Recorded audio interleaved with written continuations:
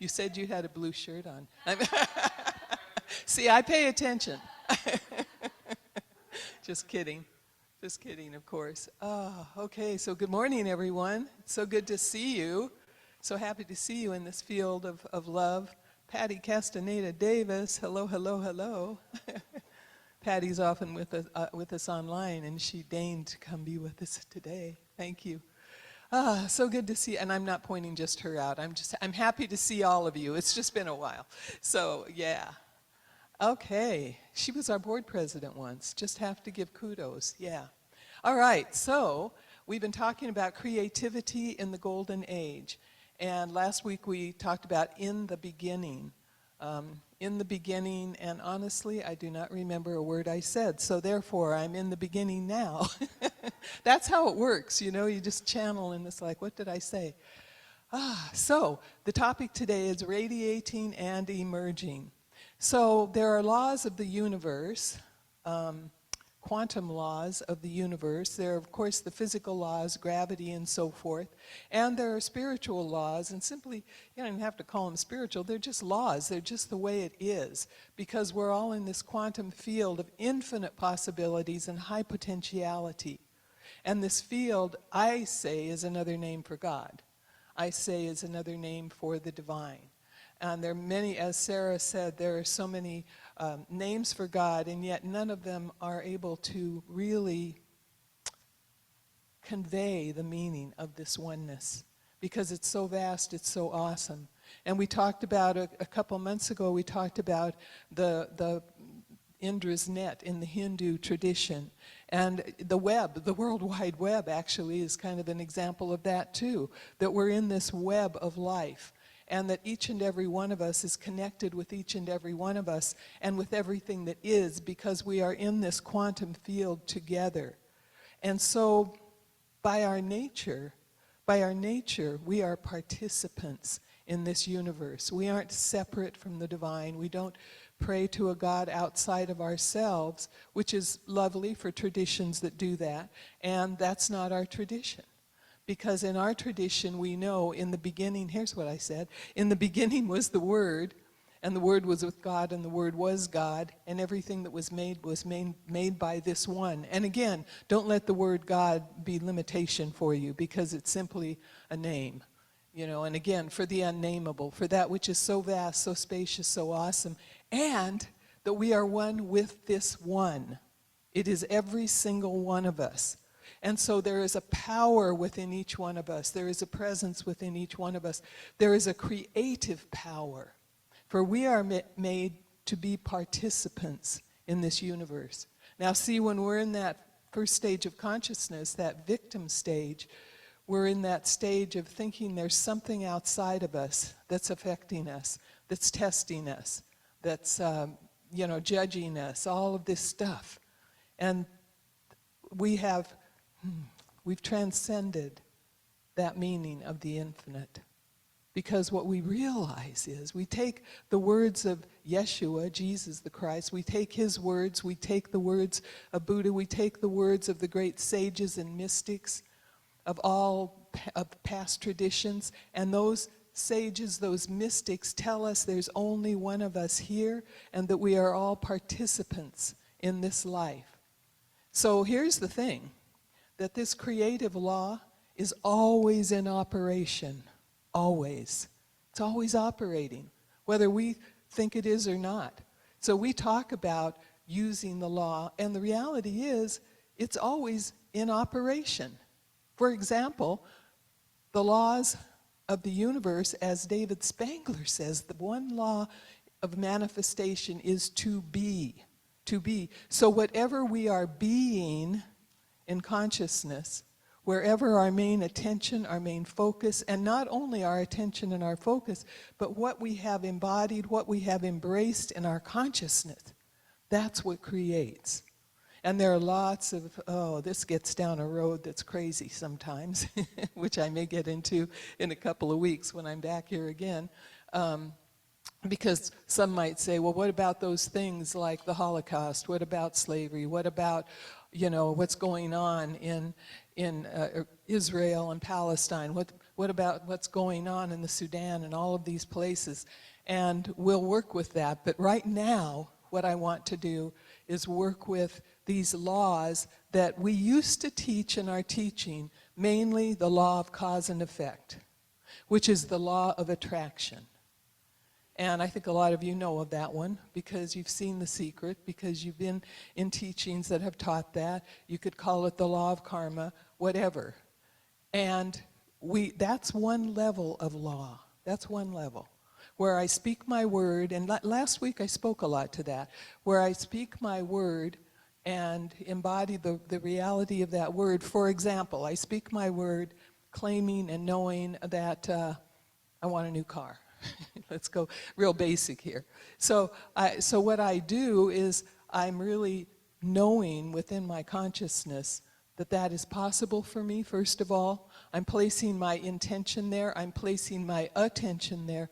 And bottom line with the law of cause and effect is it helps us to get in resonance with the qualities, because really when we want a new car, when we want a relationship, when we want money, what we really want is the feeling behind that. That's what we really want usually. If you really, really, take a look at it deeply, you see.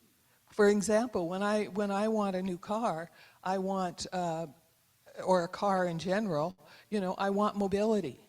I want the flexibility of being able to be wherever I can be, wherever I want to be. And frankly, the thought of, for me, and this is just a little transparent thing, for me the idea of not being able to drive my car at some point in my life is just terrifying. I want to be able to go where I want to go, be where I want to be, leave when I want to leave, all that stuff.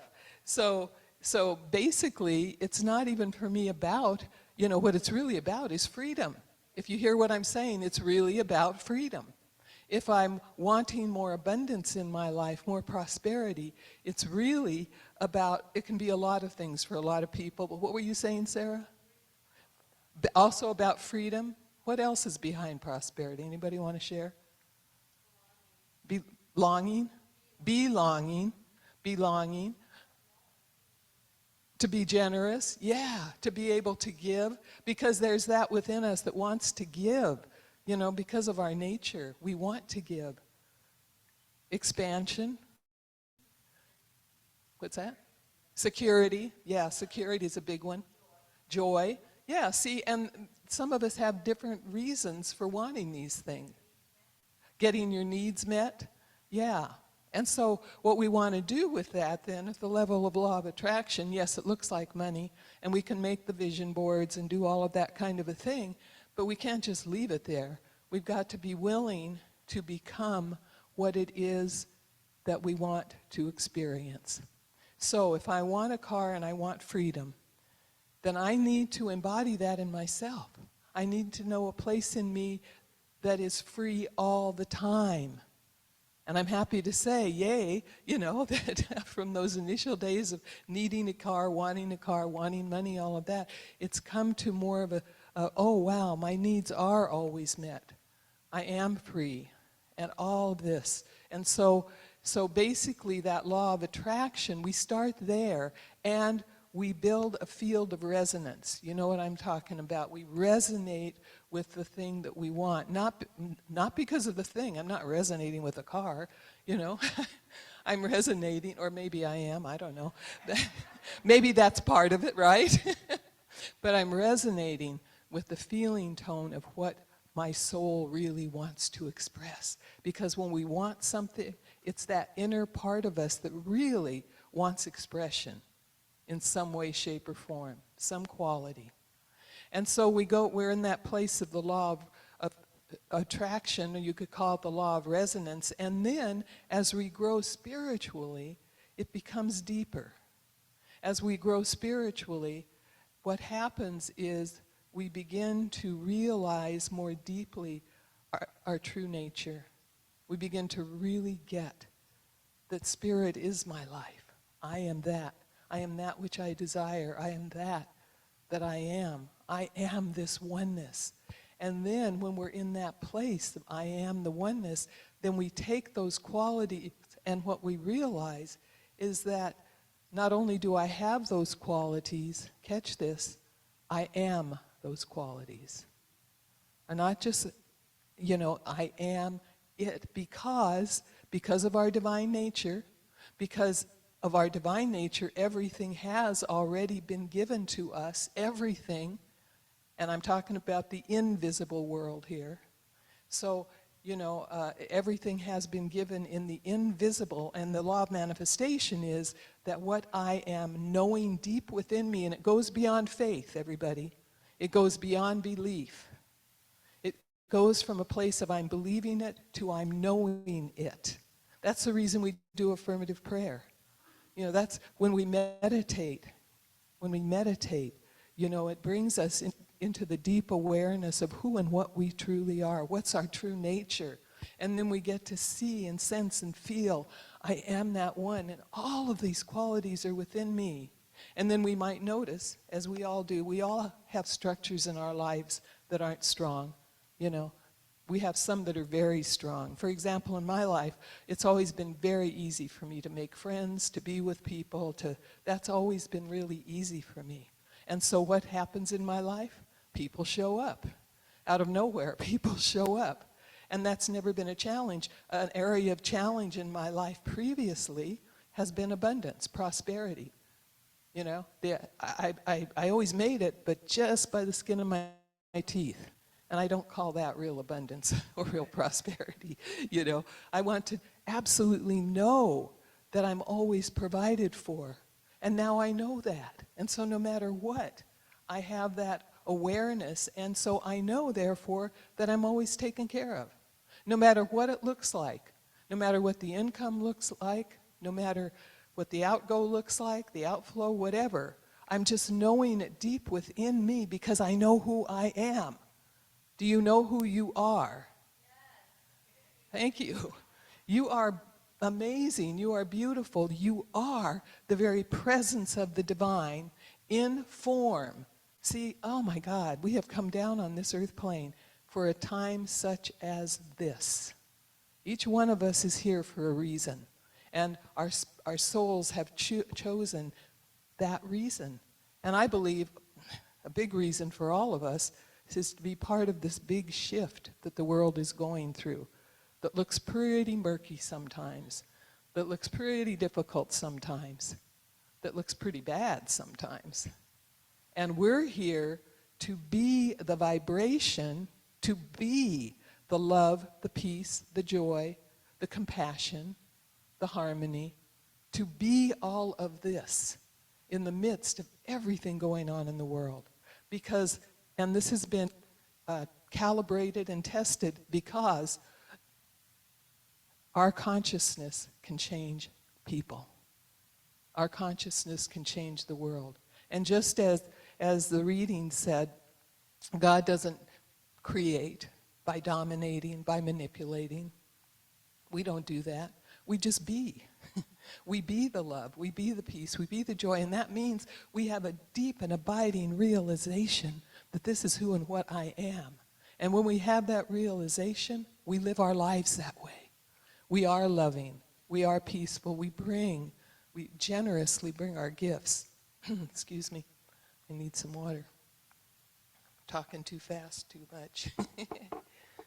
Right now, I want you to look at somebody while I'm doing this, while I'm quenching my thirst. Take a look at somebody and just tell that person, you are divine.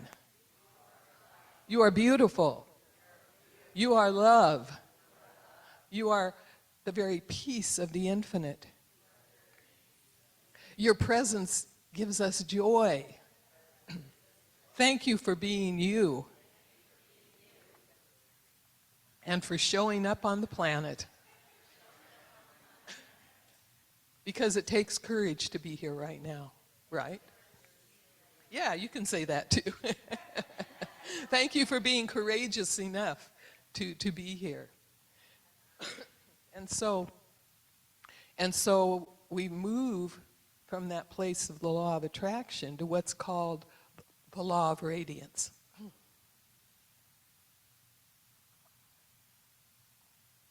In other words, excuse me, don't know what's going on here. In other words, we're so deeply aware of our divine nature. And if the word divine or God turns you off, just aware of our connected nature, of the connectedness that we are with all being. And so we become so aware of that through our meditation, through our prayer, through our journaling, through our willingness to be aware. Excuse me, oh my goodness. We become so aware of that we start to embody these qualities more deeply within us. So I embody the love. I have no choice. I know my divinity. I know my divine nature. And that nature is love. That nature is peace. And so the deeper we go within ourselves, the more we become these things. And it's called the law of radiance because we radiate those qualities. Do you ever see people and they just radiate certain qualities? It's like it's oozing out of them.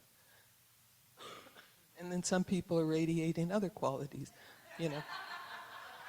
And that's oozing out too. And that's fine. We don't judge because everybody is where they're at for a reason. So we don't judge. However, you know, there may be one person here who's very peaceful and loving and harmonious, and there may be someone here who is a bit of a curmudgeon, and that's okay. We are where we are.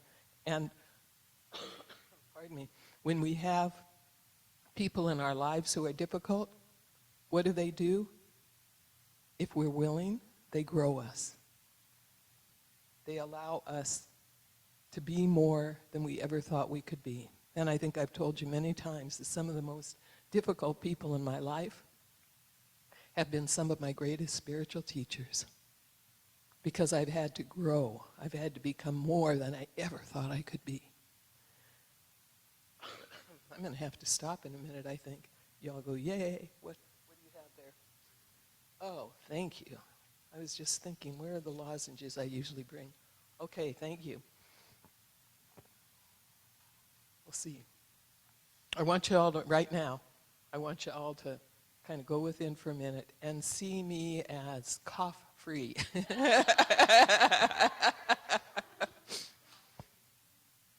See me. What's that, Bonnie?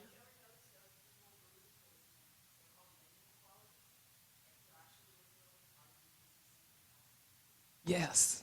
Did you all hear what Bonnie said? That when you see people that are oozing some of those negative qualities, if you look hard, you can see something else. Because what's trying to happen is something wonderful is trying to come forth from them. And here's what practitioners do. And we're all practitioners of one sort. Some are licensed, some aren't. What a practitioner does, just lost it. What a practitioner does is looks at people square, just as they appear to be, and see them as we know they can be. That's what we're called to do, and see them as we know they can be. So, could I have another one of those? I seem to have spit it out. I apologize. I'm so sorry for this. Oh, that's good. Yeah, that's perfect. Thank you. Yes, thank you. The same kind I usually get. All right. Okay, so that's the law of radiance.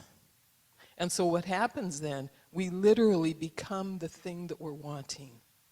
We become it. Now, we don't obviously, if I want a car, going back to that example, I obviously don't become a car, obviously. But I become the qualities that I want. And then what happens is the law of emergence, what emerges from that consciousness is a manifestation.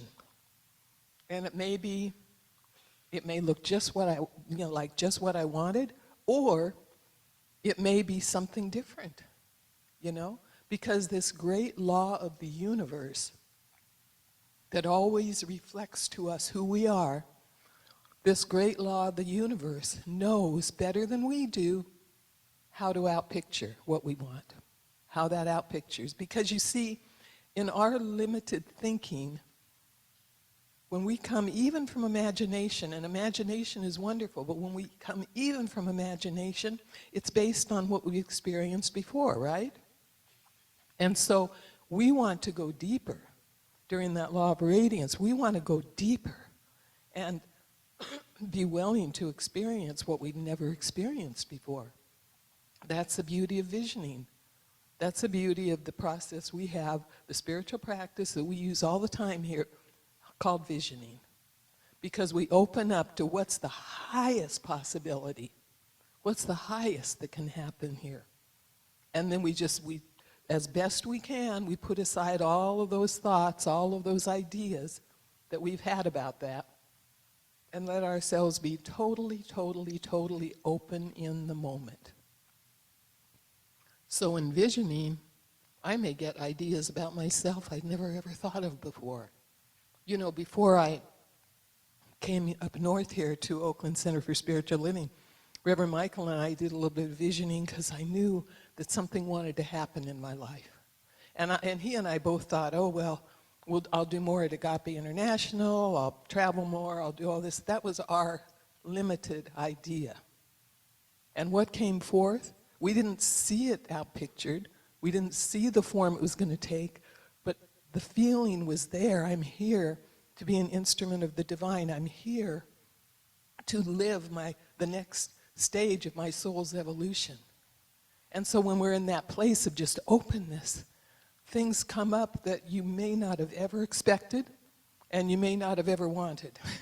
I have to add that to it too, because I never wanted to be a senior minister, ever, ever. I was very happy being an assistant. I was very happy doing the ministries I was doing, and something called, it was very clear. I mean, I could give a whole talk on all the signs that were there and so forth. It was so clear. Kathy's shaking her head because she knows. You know, when you open up to that, you know. You know, all kinds of signs came forth, and so I knew I was to come up here. And you know what?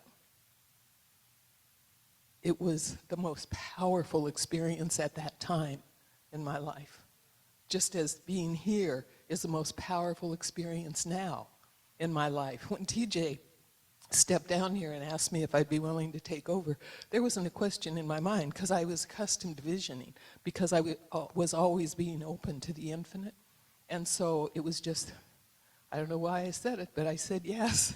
You know, I who said when I left OCSL that I would never be a senior minister again, found myself saying yes, because that was for my soul's evolution, the soul's growth. And your soul is always wanting to evolve. There's something in you that wants to be your greatest yet to be. And you don't know that humanly. You don't know what it is. But in the quantum field, all things are possible. And so we just open ourselves up in that quantum field, in a field of love, and ask, what's the highest possibility for my life right now? What's the highest vision? And we just stay open and stay open and stay open, and I guarantee you, you will be guided to know what to do. It may look totally different than you ever thought, and it will be such a joy. For me, ministry has been such a joy, and it is now. And do you think my human mind wanted that? No, it didn't, because I saw what ministries went through, you see. I didn't even want to be a minister in the first place. It was like, I'm happy being a practitioner and you know, when you get called, you gotta answer. When you start to deepen and be willing to be your greatest yet to be, and be willing to do whatever you need to do to be that, to experience that, watch out. Heaven and earth, all heaven will break loose in your life. And it may happen incrementally, and it'll happen, and by the way, anything that comes your way will be something that you can handle, because this life within you that is spirit can handle anything and everything, even though we think it can't. It knows how. And so you make yourself available, and you become the thing that you are desiring. See, my desire wasn't anything about being a minister or ministry. My desire was to simply serve. To simply serve. And that's always been since I was a little kid. That's been my desire. And every step along the way, something different has shown up, including being in the convent for 9 years. Who knew, you know? And everything, I look back, and you might want to do this with your life. Some of you I know have. Look back over your life and just notice how everything in your life has contributed to you being right where you are now. You know, both in what you're doing and in your consciousness. It's all contributed because life always supports us. When we say yes, man, life supports us. And again, sometimes it looks scary, it takes courage, and we just keep showing up and showing up and showing up. And we find ways people come forth to support us. Janet and Ryan are going to do a song at the end about somebody that inspired it. Some of you know Lynn Carr Sykes from OCSL, but the song was inspired by Lynn. But she was one of those people that showed up in my life to support me at OCSL. And several people in this room are those people as well. And so Spirit always shows up, gives you what you need, not what you think you want. What's that Stones song? You don't always get what you want, but you get what you need, right? It's so true, very mystical truth. So, just to recap, there's resonance, and that starts with the law of attraction. We know what we want, and it oftentimes starts with material things or material experiences, and then we move to knowing that in consciousness, in becoming that field. See, we become a field, a condition where we welcome, where the next stage of our growth is welcomed, where everything we need is welcomed. But we create that field, and then we grow, and we grow, and we grow. And there are times when we want to stop, but then there's something in us that says, no, you know, you are strong, you are powerful, you are courageous, and I am is always with you. The I am presence, not of a God outside, the I am presence that is the Spirit that is you. It's all within. And does it take time? Yeah. It takes time to do that movement, to make that movement in consciousness. And you're all doing it because you're here. And I appreciate that. So after the radiance then, after you start radiating it, then what emerges is whatever best serves you in your soul's evolution. And generally, I speak for myself, generally it's something that's wonderful. It's something that's more wonderful than you can even imagine.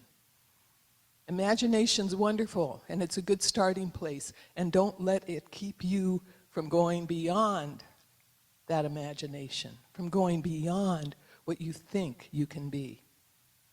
We are all here to be magnificent, and frankly, it doesn't mean that the task has to be real big, that what we do has to be earth-shaking. What it means is, as Mother Teresa said, we bring great love to everything we do. We bring great generosity to everything we do. We bring the wholeness of our being to everything we do. We live life full out. We live it full out. And life says yes to us, and it's like a snowball. It keeps getting better and better and better. And yes, there are times it's difficult, and you have a community to support you. That's the value of spiritual community. You know, in my growth and evolution, I've always been in community, whether it was in the convent, whether it was in our new thought centers, whether it was in a group. You know, when I left the convent, I didn't know what to think about God or anything else. I was pretty much an agnostic. And yet something in me said, okay, just do some yoga here. Something in me then said, start to meditate again. And then everything started to unfold and to deepen. And it will do that for you, and you are on your unique path. When you write your memoir of your life, what do you want that to be? And is it great works, which it might be? Or is it you are a beautiful, loving, generous person bringing whatever was necessary to that work that you are doing. Because that's why we're here. That's creativity. Every, like I said last week, every thought you think, everything that you are being right now is creative. And so these laws have always been in motion. They've always, from all eternity, they've been going on. And we become conscious and we create consciously. Because we don't have to let the defaults rule our lives. And by defaults, I mean those old subconscious patterns that don't serve us anymore. We want to live our life, as I said last week, by design, not by default. And when we don't intentionally steer the course of our life, then what happens is all of those patterns, the not enoughness, the I don't belong, that I'm too poor, the I'm not, you know. We feel victimized. And we want to move out of that because we have dominion over our lives. And not simply by the law of attraction, by the law of radiance, by the law of emergence, we become what we want to experience. And life just keeps getting better and better and better and more joyful. Life becomes so joyful, I can't even begin to tell you. I used to be such a worrywart and such, oh my gosh. And now I just so trust and know and enjoy every person, enjoy every experience, even the ones that aren't always enjoyable, because I can see the blessing in them. And in a couple of weeks, when I'm speaking again, I'll talk about the different ways that some of those questions, well then if God is all there is, if Spirit has created everything out of itself, if my word and my thoughts and my knowingness creates, well then why do some of these happen, things happen? Why do they happen in my life? Why do they happen in the world? And there are explanations, although life is always a mystery too. And there are some really valid explanations for those. So right now we're going to pray. Beverly's going to come up. She's going to do the pulpit prayer, and I'm going to do our prayer. And thank you for bearing with me during the coughing and all that stuff. Thank you so much. I'm so appreciative. So, thank you. All right.